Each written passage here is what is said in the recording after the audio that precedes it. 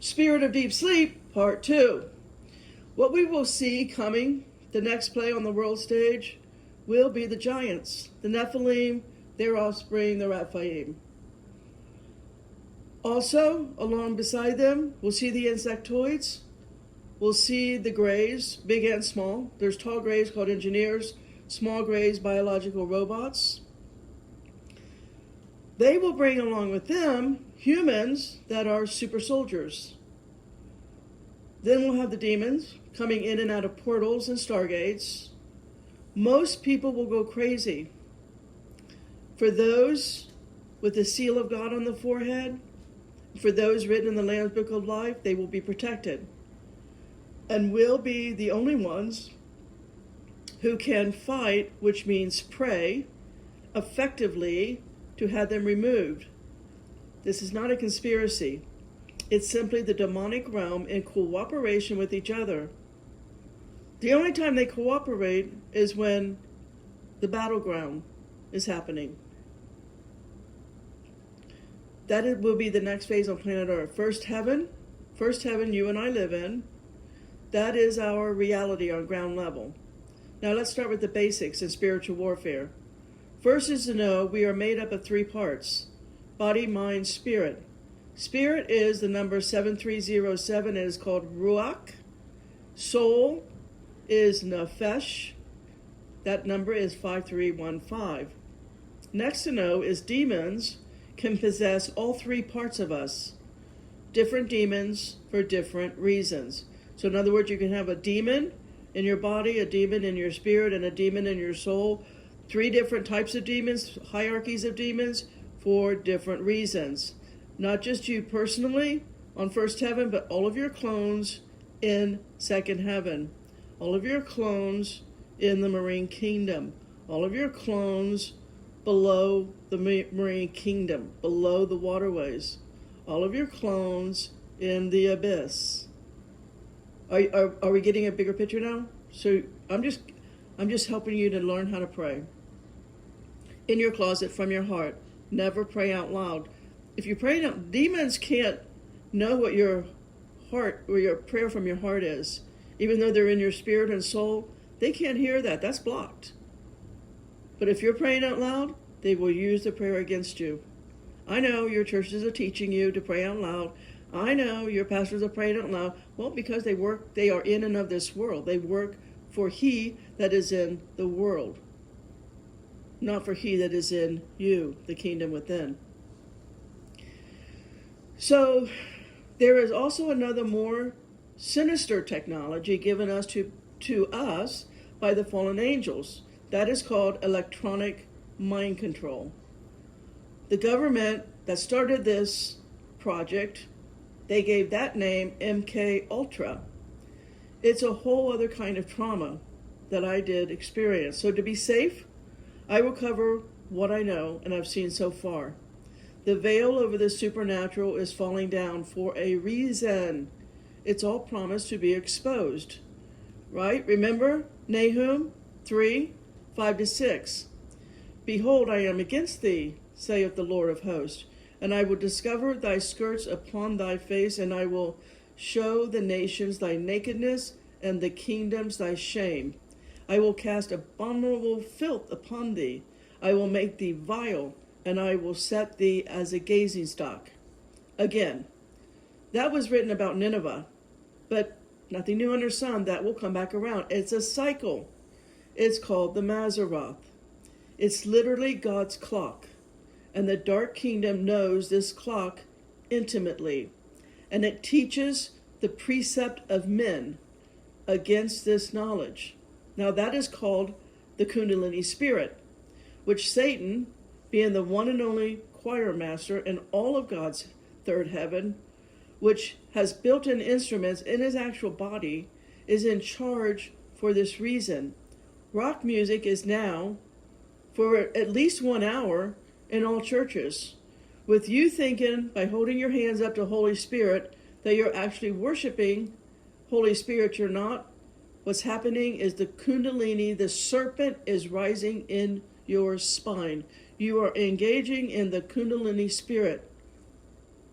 So You may as well just go ahead and say, oh, hell, Satan, because that's what you're doing. The Satanists understand that. And they have a word for this in modern churches today. They call it charismatic witchcraft. People in churches with rock music think they are doing the will of God, but they are standing firm in the allegiance to Satan, like it or not. If you want to know the enemy, you better spend quality time reading their manuals. I've read them. I know what the tactics are as much as I can. What I don't know, I go through spiritual warfare and I have the Holy Spirit tell me. I've spent a year now reading all I could find, ex-warlocks and witches and Satanists and all of it. Voodoo, voodoo doctors, witch doctors, all of it. Only for one reason, to know their tactics so that I can pray over my son's bloodline. And over you and I, Betsy, our bloodlines. The 5 people that will watch this video, I pray for those 5 people.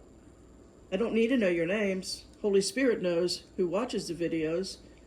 You're included in my prayers every day. Standing firm with their tactics. I learned 2 tactics yesterday. So,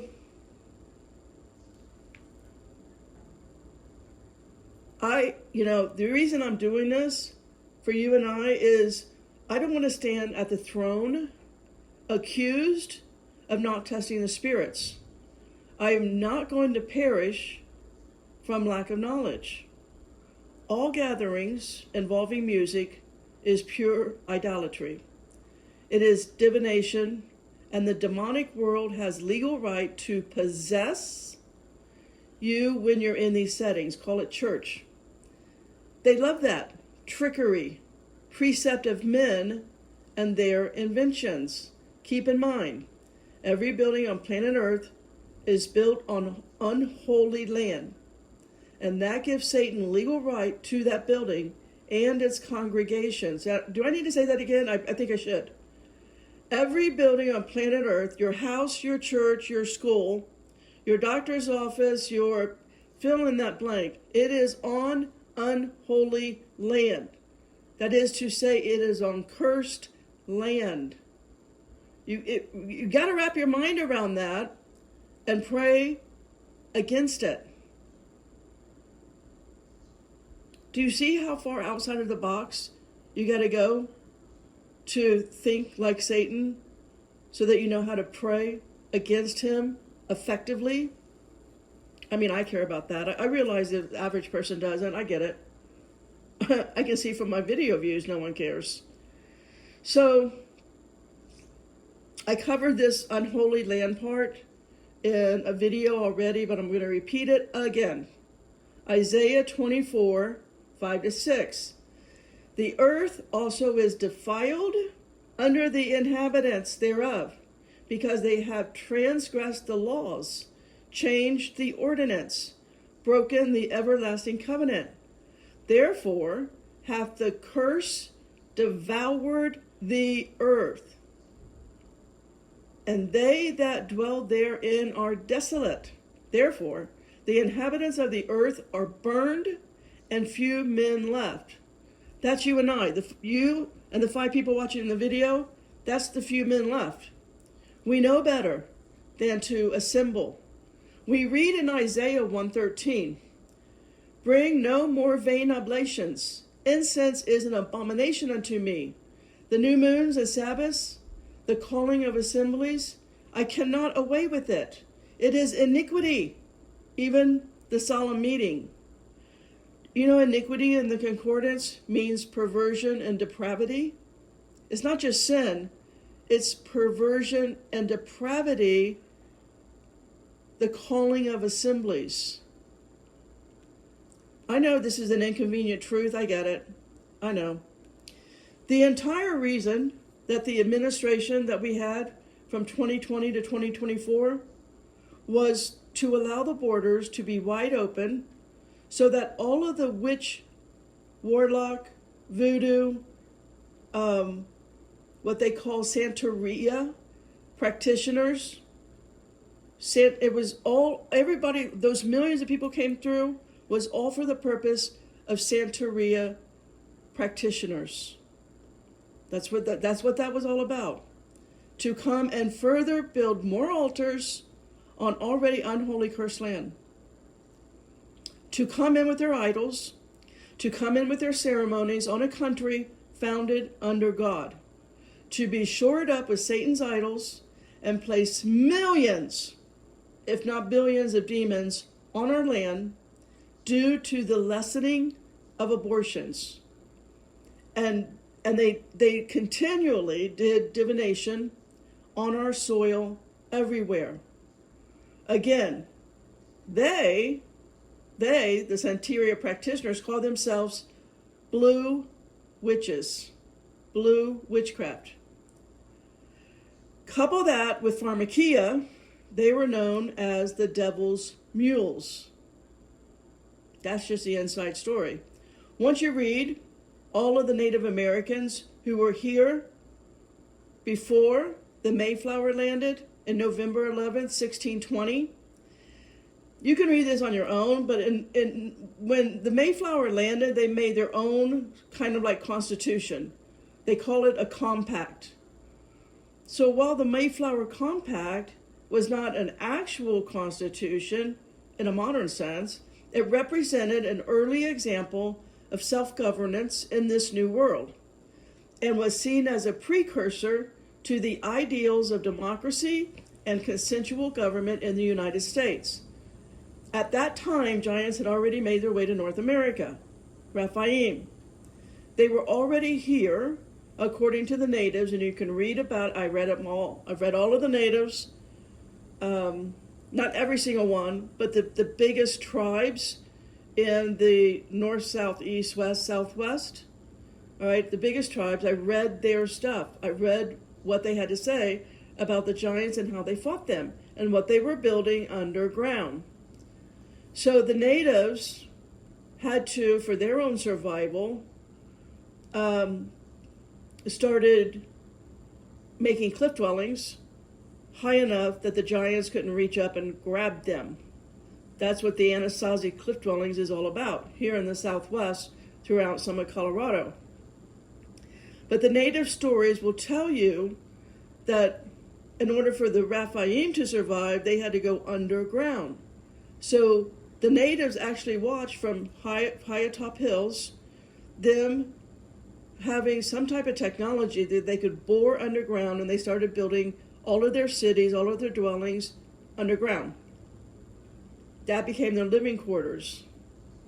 Now, they were helped by what the natives called star people, what the natives also called, the Hopi called ant people.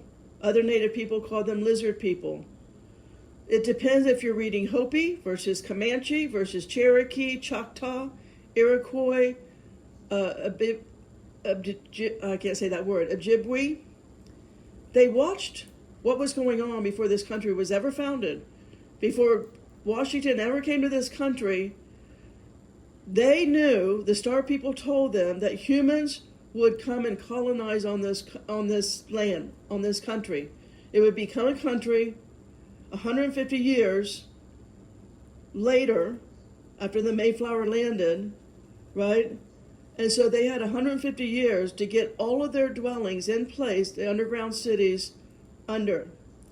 I say that only because you have clones, you have remote viewers that are in these dwellings underneath you. Don't think you don't, you do. So you need to keep building onto your prayer. Anyways, so they watched before this country was founded. The natives did. They wrote about it. You can read it. And they also fought them, and many times won. They understood they had to get their head cut. A Rephaim and Nephilim, they can grow back their limbs and organs. But if you cut off their head and you get their head far enough away from them, they can't grow back their head quick enough, and they do actually die. The natives figured that out. They wrote about it. There's many books you can read on that. So we can never comprehend Satan's organization, right? the complexity, the evil strategic stronghold on the surface, we just do not think like Satan does. That is why he wins. His army grows and grows. When you read the book, some of the people write, because Jesus rescued them, right? When I mean some of the people, right, I mean the witches, the wizards, the Satanists, the people that are out of the organization. You get an education on our real world. There is not a church on the planet that does not have altars, symbols, blood, sacrificing, baby eating underneath your church, under the ground. That's just all there is to it. Satan has made sure of that. The churches are for him and him only. What is going underneath the ground at the church or whatever your assembly, whatever building you're assembling in for the purpose of worship, there is all kinds of evil going on underground, let alone the second heaven. That is a field day for satanic rituals. Your assemblies, that's why God hates it. It's a field day.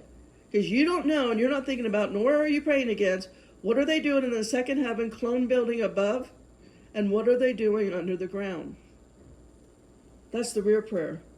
The only thing that's actually happening, while babies are being tortured and eaten, and you think you're singing to the Holy Spirit, you are raising the serpent, called the Kundalini spirit, up your spine. Why? Well, it makes you a biofeedback looper on Satan's cycle of light. There are billions of not just demons, but snakes, spiders, birds, and dragons in the Gulf fixed. Let's read about the second heaven in Luke 16:26. And beside all of this, between us and you, there is a great gulf fixed, so that they which would pass from hence to you cannot, neither can they pass to us that would come from thence. Are you understanding what that's saying? You're going to need to spend some time with Luke 16:26, and I'm going to repeat again. What is being said here is the spirit realm where they live is to them a courtroom, and all is set within legal bounds, and when you have the full armor of God on, they cannot enter you. But in the assemblies, such as gathering, especially with music, you're held accountable for those around you that do not have on the armor of God. But does having on the armor of God, I should say, but what they do have is the armor of Satan. This now makes the courtroom null and void, and it gives the demons and snakes legal authority over you, laughing at your ignorance as they possess you, which takes me back again to the red letters. Let's read Matthew 12:43-45. When the unclean spirit is gone out of man, he walketh through dry places, seeking rest, and findeth none. Then he saith, I will return into my house from whence I came out. And when he is come, he findeth empty, and swept, and garnished. Then goeth he and taketh with himself 7 other spirits, more wicked than himself, and they enter in and dwell there. And the last state of that man is worse than the first. Even so it shall be also unto this wicked generation. Now I say this because I will be held accountable before the throne on did I do what I could to spread real doctrine, not preceptive men. Even though everyone will hate me and my videos, the truth is not in favor, of the average John Q out there. I have nothing to do here in my cave but read. Again, 2 to 3 books a day, every day. In between Bible time, on every subject possible, on our enemy. Why? To let you know how to fight, how to pray. When you're in these assemblies people call church, that is a house divided. Everyone in that building is not there for the same reason, period. Satan's army is larger than Jesus' followers of the way. Not only do I read all books on Satanism to understand their tactics, I also read the oldest books I can find on the spiritual realm, interactions with the beings coming in and out of portals and stargates. I have many pictures of that kind of stuff just here in Sedona. They're everywhere. But they're especially on Indian reservations, which again, I'm surrounded by Indian reservations. I see it. The natives have always interacted with beings that come in and out of stargates and portals. So I'm going to have to stop right there. Again, we're at the 20-minute mark. So in part 2, Potter out.